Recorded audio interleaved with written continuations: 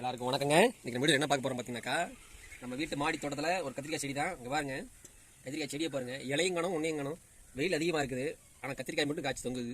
இங்கே பாருங்க, காய பாருங்க, தரையோட தரைய வெயிட் தாங்க முடியாமல் பாருங்க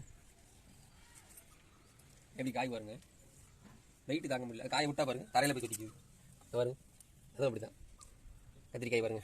இந்த காய் விட்டால் இதாயிரும், முத்திக்கும். அதனால் நம்ம இந்த காயை பிடிங்கிடுவோம். நமக்கும் குழம்பு காய்ச்சி பொரியல் பண்ணிக்கலாம். பாருங்க, கத்திரிக்காய் கொத்து கொத்த காய்க்குது. அப்படியே கொஞ்சம் சத்து குறைபாடு அதிகமாக இருக்குது. இல்லைன்னா நல்லா உரங்க நிறைய வச்சு அப்படின்னாக்கா இன்னும் காய்னாலும் நிறைய காய்க்கும். நீள் எல்லாமே வரும். இந்த வட்டம் கொஞ்சம் ஒரு மீடியமாக தான் வந்திருக்கு. நல்லா அழகாக ஒரு செடி இருந்தப்போ வீட்டுக்கு தர அளவுக்கு நல்லா காய் காய்க்கும். இது ஒரு செடியில் உள்ள காய் தான். பாருங்க, இத்தனை காய் இருக்குது. இஞ்சி கத்திரிக்காய் சூப்பராக இருக்கும் டேஸ்ட். பாருங்க, வீட்டில் கத்திரிக்காய் நிறைய இருந்தால் வத்தல் போட்டுக்கலாம், இன்னும் நல்லாயிருக்கும். பார்த்தீங்கன்னா எவ்வளோ கத்திரிக்காய் இருக்குது நம்ம வீட்டு மாடி தோட்டத்தில். இவ்வளோ கத்திரிக்காய் இந்த பாருங்க, இங்கே ஒரு கத்திரிக்காய் இருக்குது, ஒரே செடி தான். ஃப்ரெஷ்ஷான கத்திரிக்காய் சும்மா கவர்மெண்ட் இருக்குது. அப்படி பாருங்கள், இது வந்து இந்த ஃப்ரிட்ஜ் பாக்ஸில் வச்சுருக்கேன்.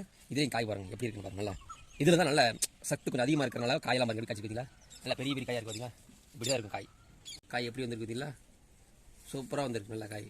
இப்போது இந்த கத்திரிக்காயும் நம்ம கரெக்டான பக்குவத்தில் இருக்குது. ஒரே மாதிரி இருக்குது பாருங்க, காயெல்லாம் ஒரே தரத்தில் இருக்குது. ஒரே டைமில் காய்ச்சி ஒரே காய் இந்த மாதிரி இருக்குது.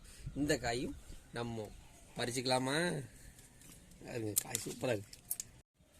இந்த வீடியோ பிடிச்சிருந்தால் லைக் பண்ணுங்கள், ஷேர் பண்ணுங்கள், சப்ஸ்கிரைப் பண்ணுங்கள். மறக்காமல் பெல் ஐக்கனை கிளிக் பண்ணிக்கோங்க. நன்றி, வணக்கம்.